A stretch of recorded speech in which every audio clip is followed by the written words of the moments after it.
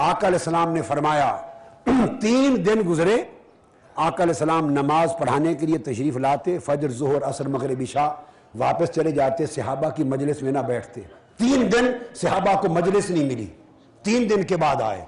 सहाबा कराम परेशान हुए, पूछा या रसूल अल्लाह 3 दिन से निगाहें दीद को तरस गई हैं, आप नमाज पढ़ा के चुपके से चले जाते रहे और बैठते नहीं रहे, क्या माजरा था? आका अलैहिस्सलाम ने फरमाया मेरे रब ने मुझसे एक वादा किया कि मेरे महबूब तुझसे वादा करता हूं कि तेरी उम्मत में 70,000 लोग ऐसे पैदा कर दूंगा जो बगैर हिसाब व किताब के जन्नत में जाएंगे, जिनका हिसाब व किताब नहीं होगा। तो मैंने अर्ज किया फजिद, और फवी रिवायत फस्तज़दतु, मैंने अल्लाह ताला से ज़्यादती मांगी कि मौला ये थोड़ा है, ज़्यादा कर। तो मैं 3 दिन अर्ज करता रहा और ज़्यादा कर। अल्लाह रब्बुल इज़्ज़त ने जब मैंने पहले दिन किया तो ज़्यादा कर दिया। फरमाया मेरे महबूब उन 70,000 आदमियों में हर हजार ऐसा होगा कि अपने साथ 70,000 बगैर हिसाब व किताब को शफाअत करके ले जाएगा। जब ये अल्लाह ने ये वादा कर दिया फस्तज़दतुहु, और अर्ज किया मौली ताला वज़िद, ये भी थोड़ा है और बढ़ा। ये तो 1000 अगर 70,000 को ले जाए तो मेरी उम्मत के एक वली के हिस्से में 70 आदमी आए ना, तो ये थोड़ा है और कर। 3 दिन मैं लजाजत करता रहा, इल्तिजा करता रहा, मेरा रब लाड में मेरी इल्तिजा सुनता रहा। 3 दिन गुजरे, आज वादा मुकम्मल हुआ। मेरे रब ने कहा वलिकुल्लि वाहिदिन मिनहुम सबऊन अल्फा, मेरे महबूब जा उनमें से हर एक वली को ये शान देता हूं कि क़यामत के दिन खुद तो जाएगा ही, एक एक वली उनमें से ऐसा होगा कि बगैर हिसाब व किताब के 70,000 लोगों को जन्नत में लेके जाएगा, बगैर हिसाब व किताब के। वो जो हिसाब व किताब के बाद शफाअत से जाएंगे वो लाखों करोड़ों अलग होंगे, वो लाखों करोड़ों अलग होंगे जो हिसाब व किताब के बाद जाएंगे। जो दोज़ख में फेंक दिए जाने के बाद औलिया की शफाअत से निकाले जाएंगे, जन्नत में जाएंगे, वो लाखों करोड़ों फिर अलग होंगे। ये वो लोग हैं कि हिसाब व किताब से भी पहले वलिकुल्लि वाहिदिन मिनहुम सबऊन अल्फा, बगैर हिसाब व किताब के उनमें से एक एक वली इस शान का होगा। हुक्म होगा 70,000, तराजू बाद में लगाएंगे, नामा अमाल बाद में तुलेगा, तू अपने 70,000 लेकर जा। और आका अलैहिस्सलाम ने फरमाया कि 70,000, और दूसरे तरावी कहते हैं कि शायद फरमाया 7 लाख। खैर, दूसरी चीज़ जो क्लियर कट ज़रा आज उस पर बात कर लेते हैं 10 मिनट, जो ये आप सल्लल्लाहु अलैहि वसल्लम की शफाअत का कॉन्सेप्ट है, क्योंकि यही शफाअत का कॉन्सेप्ट आप सल्लल्लाहु अलैहि वसल्लम से आगे बढ़ के लोग बाकी शख्सियात को भी एट्रीब्यूट करते हैं कि जी ठीक है हम ज़िंदगी में तो फिर ऐसे की तैसी, लेकिन क़यामत के दिन हमें वो बचा लेंगे, हमें वो बचा लेंगे, हमें वो बचा लेंगे। मतलब अल्लाह मियाँ को हमने बना लिया विलन कि वो तो बैठे हैं बस दोज़ख में डालने के लिए, अलबत्ता हज़रत ईसा बचा लेंगे, क्रिश्चियंस कहते हैं, आप सल्लल्लाहु अलैहि वसल्लम बचा लेंगे, मुसलमान कहते हैं, जो हमारे दूसरे लोग हैं कहते हैं गौसे आज़म बचा लेंगे। तो ये जो शफाअत का कॉन्सेप्ट है आप सल्लल्लाहु अलैहि वसल्लम का, इसको ज़रा please once and for all इस प्लेटफॉर्म से एक्सप्लेन कर दें, क्या कॉन्सेप्ट है? देखिए, अल्लाह ताला की किताब का आप मुताला करें, पूरा कुरान मजीद जिस चीज़ के बारे में आपको मुतनब्बे करता है, जिसके बारे में तरगीब देता है, जिसकी शर व वज़ाहत करता है, पैगम्बरों का सिलसिला जारी फरमाया, वो एक ही बात है, और वो क्या है? जज़ा और सज़ा। दुनिया में तुम्हें भेजा है, इरादे इख्तियार की सलाहियत दी है, क़ुव्वत दी है, ताकत दी है, ख़ुद फ़ैसले करते हो, तो फिर अल्लाह ताला इनकी बुनियाद पे जज़ा और सज़ा करेगा। ये जो रसूलों का इत्माम हुज्जत के बाद दुनिया में अज़ाब आता है ना, ये भी उसी जज़ा और सज़ा का एक ज़हूर है। तो जज़ा और सज़ा है खुदा की स्कीम को समझने में असल चीज़। ये जज़ा और सज़ा किस बुनियाद पे होती है? इस बुनियाद पे होती है कि जो कुछ मैं करूँगा मैं भुगतूँगा, जो कुछ आप करेंगे आपने भुगतना है। कुरान मजीद के सफ़े सफ़े पर ये पामाल मजमून है कि कोई किसी का बोझ नहीं उठाएगा, वला तज़रु वाज़िरतुन विज़रा उख़रा, कोई किसी की गुनाह का वबाल नहीं उठाएगा, किसी को किसी की नेकी नहीं पहुँचेगी। ये है बुनियादी उसूल। मेरा पर्चा है, मेरा इम्तिहान है, जो कुछ करूँगा मैं उसका नतीजा आगे मुरतब करूँगा। यहाँ तक बात बिल्कुल वाज़ेह है।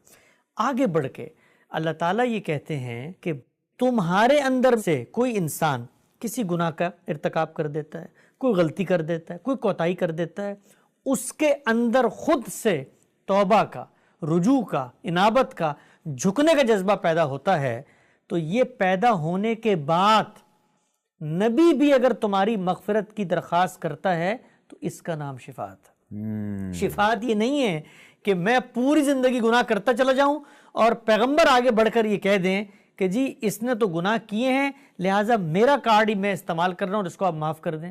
وہ بھائی یہ کارڈ تو زمین کے اوپر استعمال نہیں کر سکتا، وہ آخرت تو دور کی بات ہے۔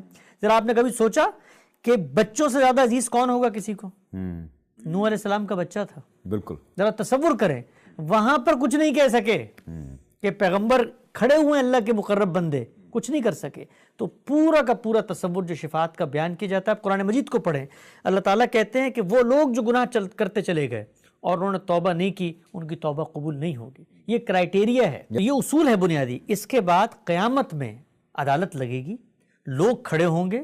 دنیا میں بھی یہ کہا، رسول اللہ صلی اللہ علیہ وسلم نے خود کہا، قرآن نے کہا کہ بھائی توبہ کرو، استغفار کرو، ان کو کہو، منافقین کے بارے میں کہا کہ واپس لوٹ آئیں، تم اپنے گناہوں سے رجوع کرو تو پیغمبر بھی تمہارے لیے دعائیں کریں گے، پیغمبر بھی استغفار کی پہلے خود توبہ کرو پھر کریں گے پھر کریں گے دعائیں۔ یہ تھا کانسیپٹ، یہ کانسیپٹ ہے، اللہ تعالیٰ نے بتا دیا، وہ جو ہمارے یہاں رائج ہے نا، یہ تو دنیا کے اندر آپ صلی اللہ علیہ وسلم کو ہدایت دی نا، جو قیامت کے دن آپ صلی اللہ علیہ وسلم کی شفاعت یہی شفاعت ہے۔ قیامت میں بھی یہی کچھ ہوگا، مجھ سے گناہ ہو گئے تھے، میں رجوع کا جذبہ رکھتا ہوں، اب میرا پیغمبر بھی میری سفارش کرے گا کہ یا اللہ بندہ نیک تھا، کوشش کی۔ اور یہاں پہ امپورٹنٹ چیز یہ ہائی لائٹ کرنا کہ اللہ تعالیٰ، کیونکہ قرآن میں بڑا کلیئرلی لکھا ہوا ہے، اللہ تعالیٰ کہتے ہیں اس دن کسی کی کوئی چون تک نہیں نکل سکے گی، سب چپ ہوں گے۔ بھائی اللہ نے شفاعت کا لفظ استعمال کر کے کہا ہے کہ ان کا یہ تصور ہے کہ قیامت میں بچ جائیں گے، ان کا کوئی شفیع ہوگا، ان کا کوئی حامی و ناصر ہوگا، ان کو بچا لے گا۔ میں بتانا چاہتا ہوں اس دن کوئی زبان بھی نہیں کھول سکے گا، صرف وہی لوگ بات کریں گے جس کو رحمان اجازت دے گا۔ اور رحمان کا قاعدہ قانون کیا ہے کہ وہ ایسے مغفرت نہیں کرتا، اس کے کچھ اصول ہیں، کرائیٹیریا ہے، پیرامیٹرز ہے۔ اگر یہی سب کچھ ہونا ہے تو بھائی پھر تو یہ گورکھ دھندا ہوا نا، پھر میرا امتحان کیا دنیا میں کہ میں مسلمان گھرانے میں پیدا ہو گیا اور میں گناہ کرتا چلا گیا اور پیغمبر نے مجھے بچا لیا۔ گناہ کیے، بس میں نے آپ صلی اللہ علیہ وسلم سے بڑی محبت کی یا غوث پاک کا مرید تھا تو بس زندگی جیسے بھی گزار لی، وہ بچا لیں گے مجھے آگے۔ یہ پورے کے پورے دین سے متصادم تصور ہے۔ دین اسلام میں ایسی کوئی بات نہیں ہے میں گناہ کروں گا تو میں نے رجوع کرنا ہے۔ آپ دنیا میں دیکھیں، آپ کسی کی سفارش کرتے ہیں، کسی کے بارے میں کوئی چٹھی لکھتے ہیں، اس کی طبیعت کے برخلاف کرتے ہیں یا اس کی خواہش پہ کرتے ہیں؟ یعنی ایک شخص سے مجھے نوکری کرنی نہیں ہے اور میں روزانہ لوگوں کو فون کر کہہ رہا ہوں کہ اس کو نوکری پہ رکھ لو، تو بھائی سفارش کی ہی تب جاتی ہے کہ جب بندے کی ایمان موجود ہوتی ہے۔ یعنی کہ یہ کہنا درست ہوگا کہ قیامت کے دن، اس دن کسی کی چون نہیں نکلے گی، کوئی اپنے لب نہیں کھول پائے گا، آواز تک نہیں آئے گی، چاہے وہ فرشتے ہوں چاہے وہ انبیاء ہوں، سب چپ ہوں گے۔ اس دن حکومت صرف رحمان کی ہوگی۔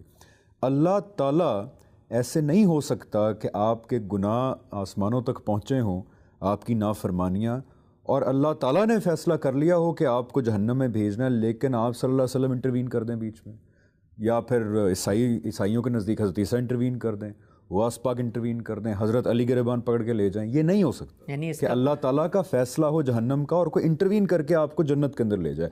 کیا یہ کہنا ٹھیک ہوگا کہ ہوگا یہ کہ آپ کے شاید گناہ اور ثواب 50-50 ہیں دنیا کے اندر، اللہ تعالیٰ چاہتے ہیں کہ آپ جنت کے اندر جائیں، تب وہ موقع دیں گے کہ کسی کی شفاعت کے تھرو آپ کو جنت میں، اللہ تعالیٰ اجازت دیں گے نا، تو اللہ تعالیٰ کا فیصلہ آپ کو جنت میں بھیجنا۔ اللہ کی اجازت کے بغیر کوئی کلام نہیں کر سکتا، کلام وہی کرے گا جو اللہ کے اصول، ضابطوں، قاعدوں کے مطابق ہے۔ اللہ کے پیغمبر یہ بات جانتے ہیں، جو سفارش کریں گے وہ دنیا میں پوری زندگی اسی کا درس دے کر گئے ہیں، یعنی دنیا میں وہ کسی کی سفارش نہیں کرتے تھے اس وقت تک جب تک اس کے اندر رجوع اور انابت کا جذبہ پیدا نہ ہو۔